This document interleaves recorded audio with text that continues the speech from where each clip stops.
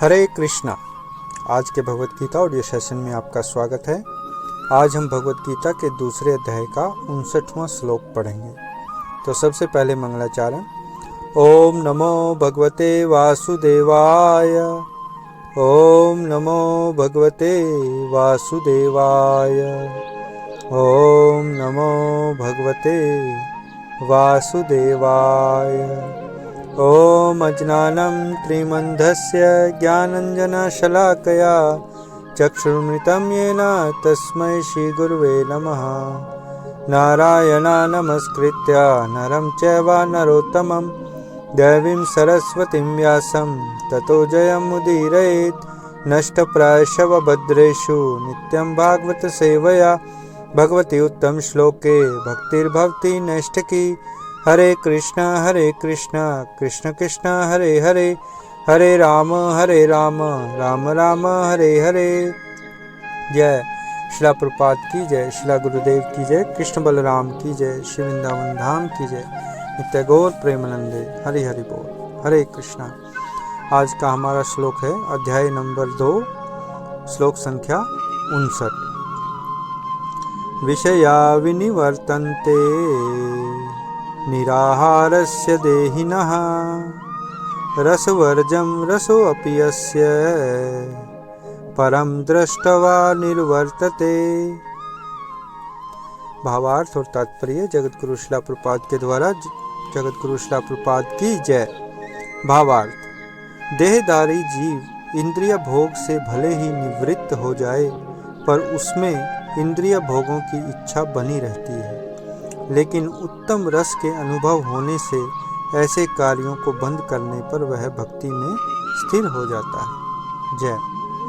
तो यहाँ भगवान जो हमारी इंद्रियां हैं उनको नियंत्रित कैसे करना है वो बता रहे हैं कि अगर हम बलपूर्वक इंद्रियों का दमन करेंगे, परंतु फिर भी इंद्रिय को भोग करने की इच्छा हमारे अंदर बनी रहती है, तो उसका एक ही रास्ता है कि हम इंद्रियों को उत्तम रस का अनुभव लें। और वो उत्तम रस क्या है?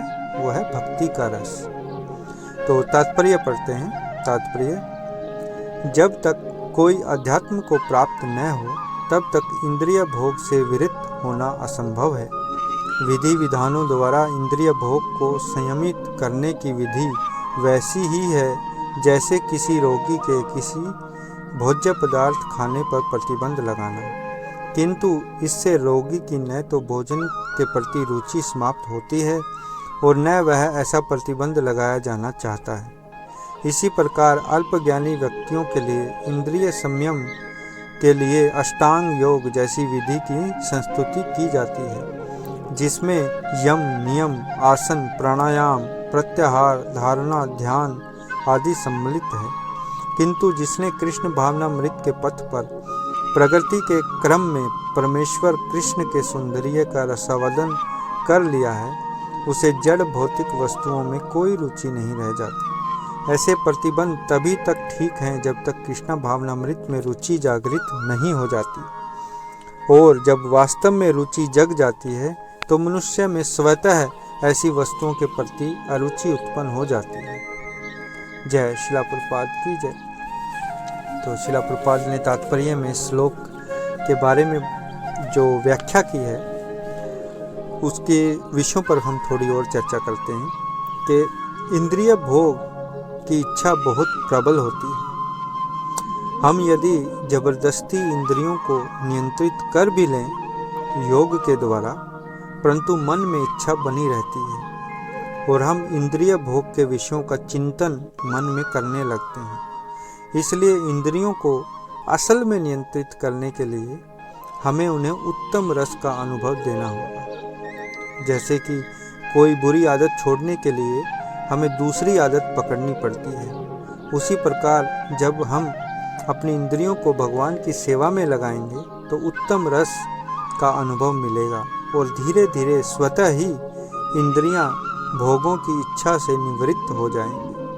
परंतु यदि हम जबरदस्ती इंद्रियों को हटाएंगे तो भोगों की इच्छा बनी रहेगी। दूसरी ओर नियमों का पालन भी आवश्यक है।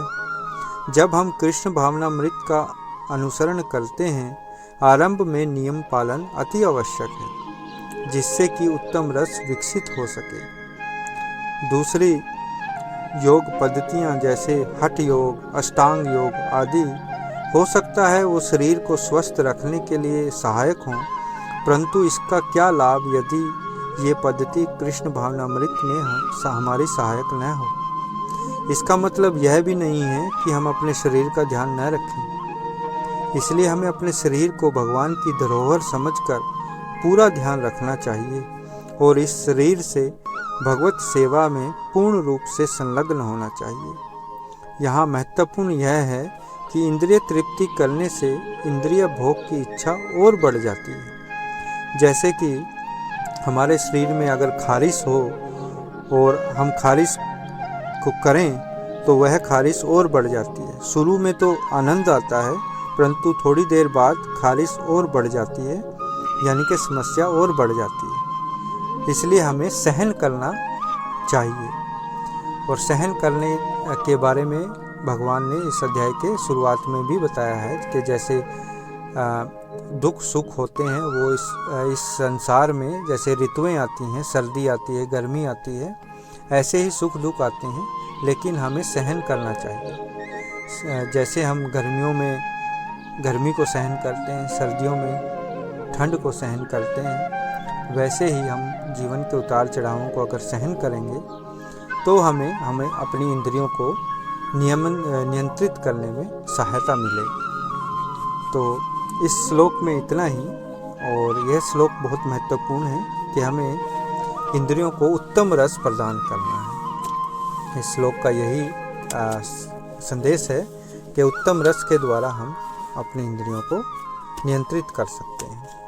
तो अपने प्रश्न और टिप्पणियाँ मेरे व्हाट्सएप पर ज़रूर भेजें और यूट्यूब के कमेंट सेक्शन में भी अपने टिप्पणियाँ ज़रूर डालें और ये भगवद गीता ऑडियो सेशन ज़रूर सुनें। ये भगवद गीता ऑडियो सेशन हरे कृष्णा वीकेंड नामक संस्था जो न्यूजीलैंड में चैरिटी ऑर्गेनाइजेशन है उसके माध्यम से प्रायोजित किए जाते हैं और इस संस्था के संचालक हिज ग्रेस अमरीश प्रभु जो इस संस्था को चलाते हैं, हम सब उनके द्वारा ही प्रशिक्षित हुए हैं और उनके ही देखरेख में हम ये सब प्रोग्राम चलाते हैं। और हमारी वेबसाइट पे भी आप ज़रूर विज़िट करें और उसको देखें www.wecan-mvg.com। तो आज के लिए इतना ही। हरे कृष्णा, धन्यवाद।